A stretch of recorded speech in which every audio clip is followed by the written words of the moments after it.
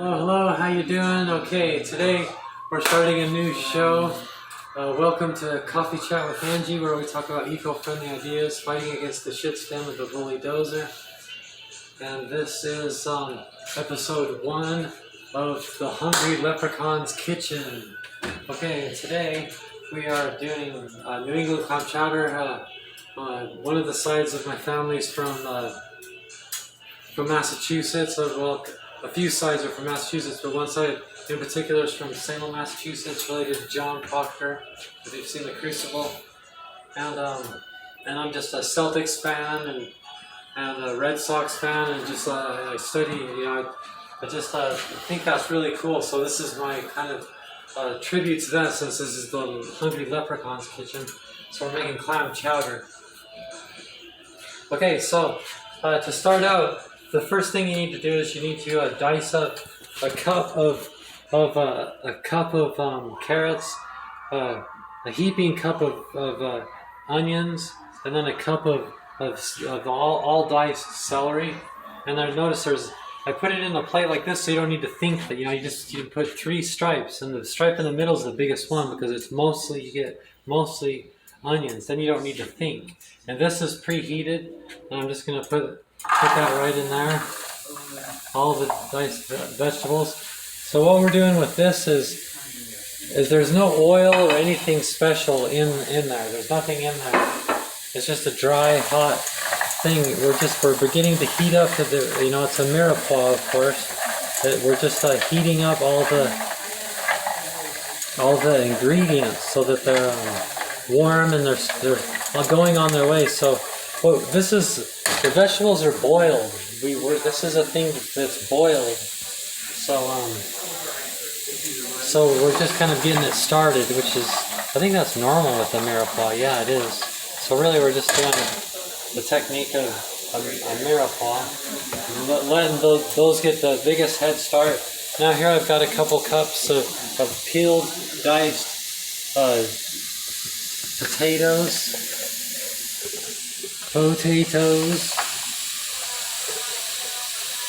and you only need like 2 cups of these diced potatoes, but I got a little bit more, so this will be a little bit bigger of a batch. That's why there's probably a little bit extra on the onions there, and probably only the right amount of the carrots and the celery. Should be fine though. There, so this is all the vegetables.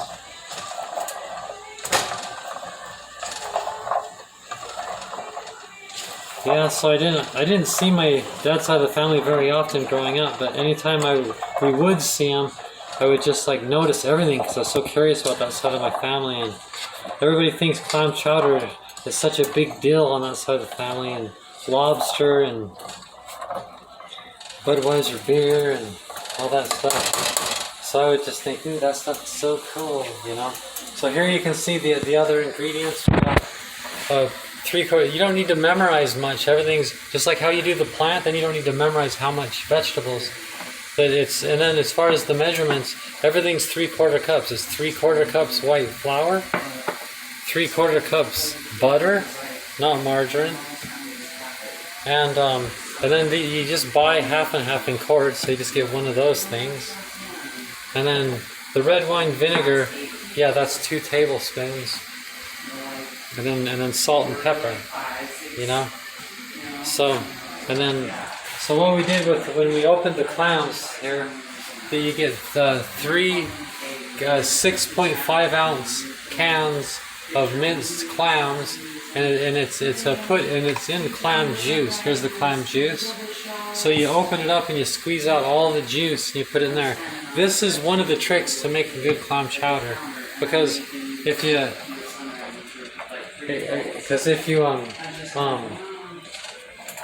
overcook the clams, then they get really hard and crunchy and curl up, and the whole trick is adding the clams at the right time. So those are looking pretty good. Those are really, yeah. They've got like a little bit of cookedness to it.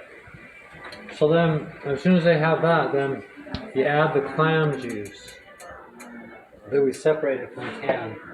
Okay? And then you stir it around.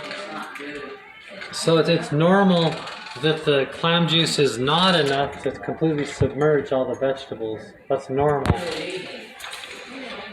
So what we're going to do is we're going to get the cup and we're going to get some water. I love this part. We want the vegetables to be submerged. Because like I said, there's extra potatoes. That way you can gauge, depending on the exact size, you customize everything right now, basically. I have this much vegetables, and so they need to all be submerged, but just barely submerged, just like that. This is my favorite part of this video. So it's mostly clam juice by a long ways, and I just fine tune it with the water, and so that it's the exact amount of that.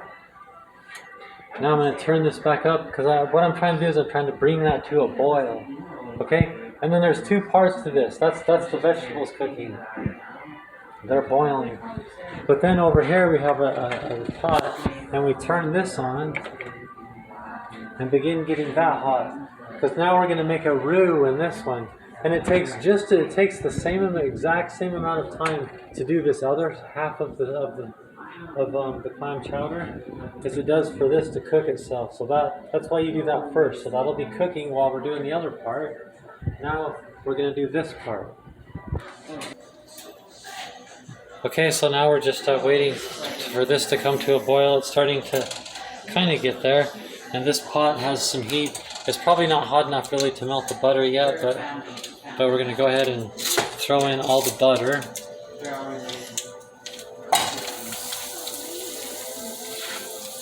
There we go, yeah. So this is coming right along.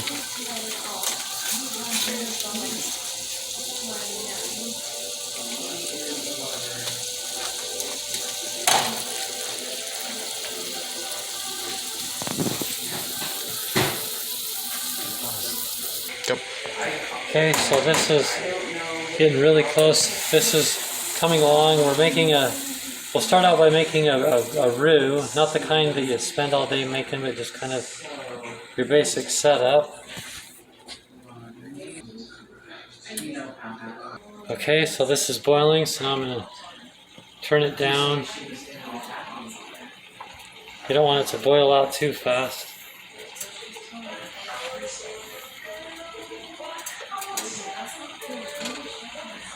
Okay, it's really coming together. Okay, yep, good. So it's still boiling.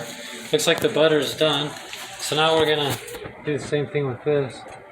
Turning this way down right there, and then I'm gonna start adding the flour in little bits at a time. There.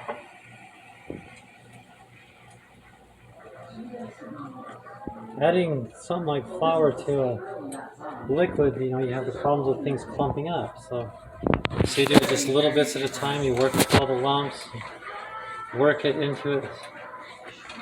There, see? There. So the second you've got that incorporated in, you add some more. You got to get all this worked in there.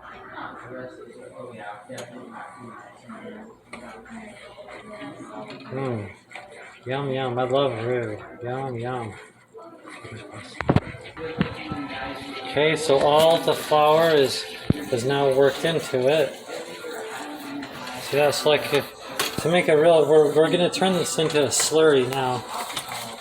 But I believe is the right word. But if you're really serious about making the best roux possible, you might not. You might just stop right there. That's good enough, and then start adding in little bits of the. I'll turn this up just a tad now, right there probably. Just start adding in. Same thing as like with the flour, just little bits at a time of the half and half.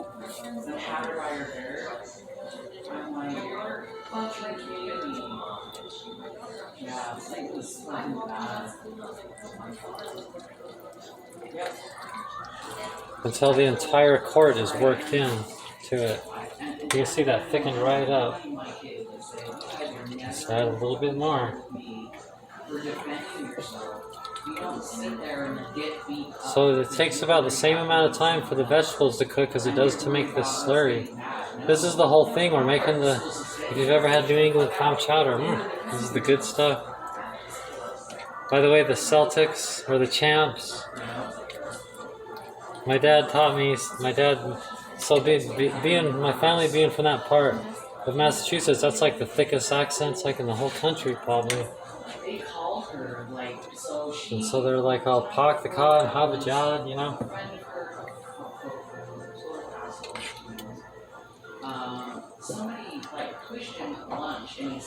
I lost my train of thought. I don't know what that has to do with. Oh yeah, but my dad said, because we lived in Utah, he said, hey, the Celtics are going to play the Jazz when I was really young. He says, and our family's from Massachusetts. I've always liked the Celtics. Let's go watch the game. And I watched them and I loved the Celtics. Larry Bird was playing at the time. It was in the 80s. And so I've been a fan of the Celtics ever since the Larry Bird days.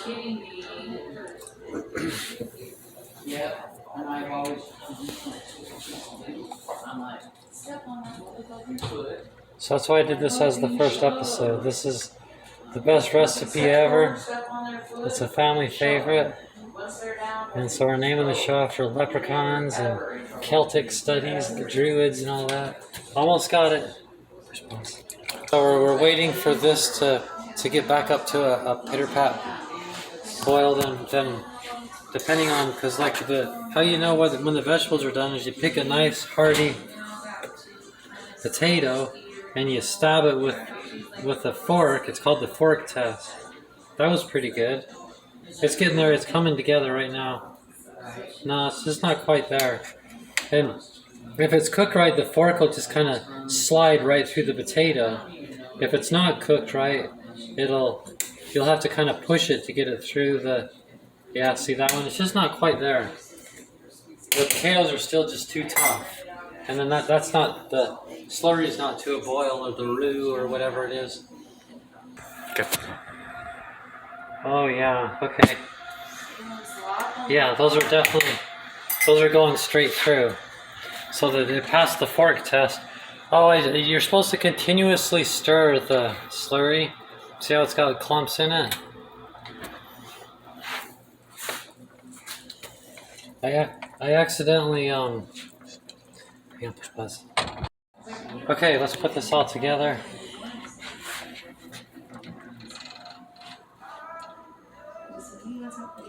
Obviously in the bigger pot.